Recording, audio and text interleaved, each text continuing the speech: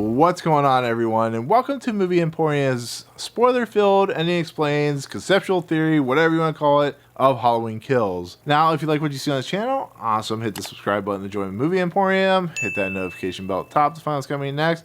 If you like any of these videos, awesome, hit that like button, as well as comment below on any video you watch, including this one. So, if you really didn't like my non-spoiler review of Halloween Kills, you're really not going to like my take on Halloween Kills spoiler-filled review or ending explains, because I'm going to tear this movie apart. And so with Halloween Kills, like I said, I absolutely hate this movie. I feel like it's such a misstep in the world that is Halloween, and as you know, I'm a huge fan of the 1978 version. The 2018 version was disappointing, but I can get over with it if they just concluded it there. What this movie is trying to do, what it's trying to say about Michael Myers, especially in the kind of exposition dialogue that Laurie Strode gives near the end of this film, completely disappropriates who Michael Myers is, completely kind of takes away the intrigue and interest of his character, and like the one with Paul Rudd, turns him to some superhuman entity, some superhuman being, some unstoppable killing machine, and it turns him into the character that was extremely what they didn't want to portray and what they got rid of in the original films that came out. They're literally doing the exact same thing, the exact same problems, not only with a horror film and a horror franchise, but they're doing the exact same problems that the original Halloween movies did, which is turn Michael Myers into something more and something bigger than what he truly is, which is just an individual that one night in Halloween 1978 just killed a bunch of people, and he went to insane asylum, and it was kind of interesting to see him escape and go back to his home and stuff like that. But what makes it really frustrating is the simple fact that it also makes Laurie Strode just this incompetent human being that was really focused, that she really thinks that Michael Myers is after her. But when you saw what she was doing in 2018, just the fact that it was so mentally devastating on her, that when you see her character in this and she's more calm and more collective, it just, I don't know. I feel like they're misusing and construing and misconstructing who Michael Myers and Laurie Strode were, which are just two individuals that had, one night together, I guess you could say. And what's also more frustrating is Michael Myers attacks a bunch of firefighters during the fire of Laurie Strode's compound, and he goes basically due north, not really due north, but due north towards his house, and basically treating his house, the Myers house, like a magnet or a kind of possession strike pull in the ground, where Michael Myers somehow, some way knows exactly the direction he needs to go back to his home. Now, I don't really want to say it's like the worst thing in the world that he has this kind of weird kind of possession or weird kind of concept, but in the process a bunch of people get killed because somehow he needs a knife and whatnot, so the old people get killed. He somehow lands in the park because they need the story to kind of go to this route where Lindsay and Marion and this other couple that were there at the bar the same Halloween night. We have to see the kids that were earlier in the film with Michael McDonald and stuff like that.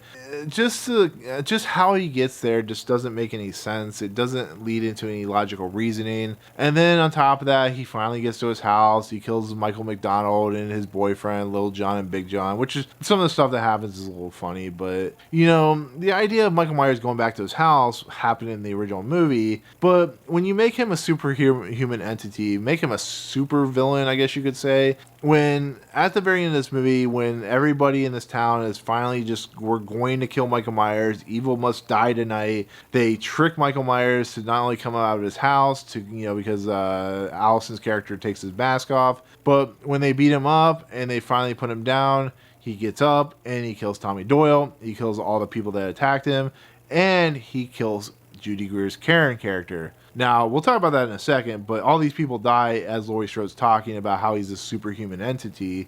But the problem with that is you are literally making this character like the original movies. That's the fairly honest point. You're giving this character exactly what you said you were not going to do, which is a unstoppable ability to not die and kill. And I hate that.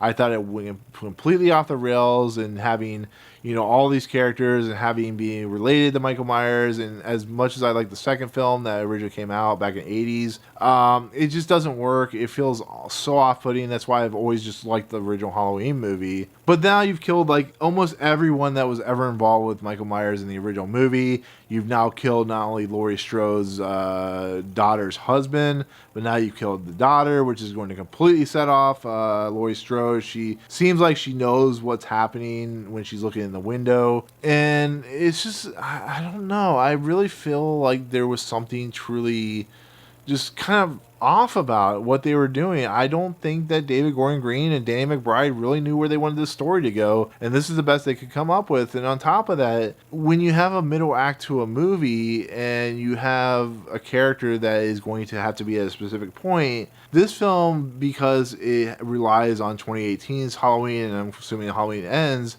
doesn't feel like it feels like it starts buckling under its own weight. It doesn't feel like it's holding on to those films very well. And when they start introducing the story of this other inmate, this other patient that escaped, and we see like the kind of chaos that Michael Myers has created because of everything that's happened in 1978, which apparently everybody in this town outside of the main characters remember. And then you have like I said, you have the Allison character going off to kill Michael Myers in the stupidest logical reason ever. Is that type of stuff. And like I said, there's also a police, sheriff and stuff like that doesn't really have anything to do.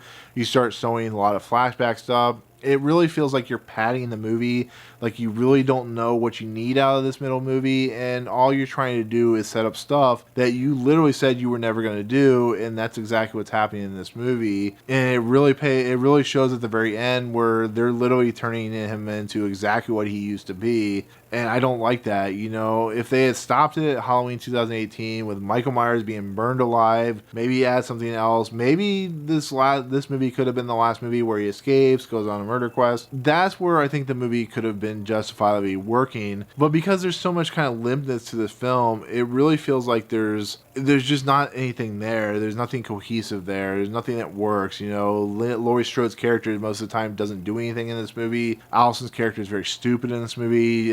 The character that Judy Greer plays, Karen, is a character that just feels non-existent in this movie. Everybody feels non-existent. It feels like we're throwing a bunch of characters like Tommy Doyle into the mix, and they're just there to be stereotypes and stereotropes and stuff like that. And once it gets to the ending, once Michael Myers survives, and like I said, it ends with Laurie Strode doing her thing. Karen, the Judy Greer character, walks up the steps and looks out the window, which is a very important thing in this movie about Michael Myers looking at his reflection in the window, and he always looked outside of his sister's room, which turns into some other weird stuff. And then all of a sudden, Michael Myers just, how he goes from killing all those people to we never see him walk into the room, and all of a sudden he appears and kills Karen's character. I was like, what? I was like, what? So I get it's fine that they killed Karen's character because maybe it'll make something interesting in the last movie, but it just completely just doesn't make any sense. It really doesn't. And that is this movie's main problem.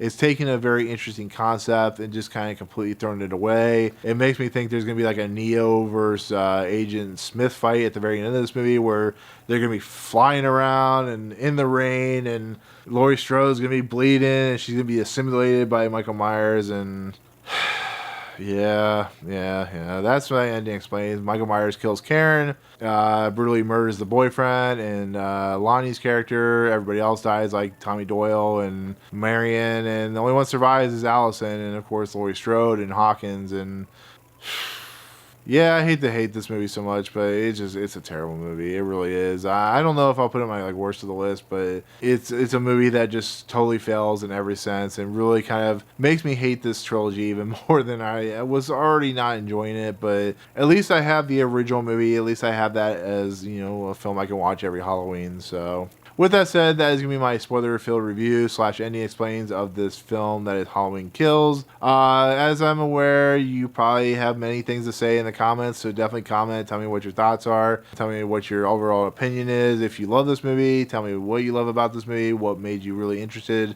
in the story, and yeah, that'll do it. That'll be my spoiler-filled ending explains of Halloween Kills. So with that said, thank you so much for watching. Let me know in the comments, as well as if you like this video, hit the subscribe button to join Movie Emporium, as well as hit that like button for future videos, and we'll see you guys on the next video. Peace out.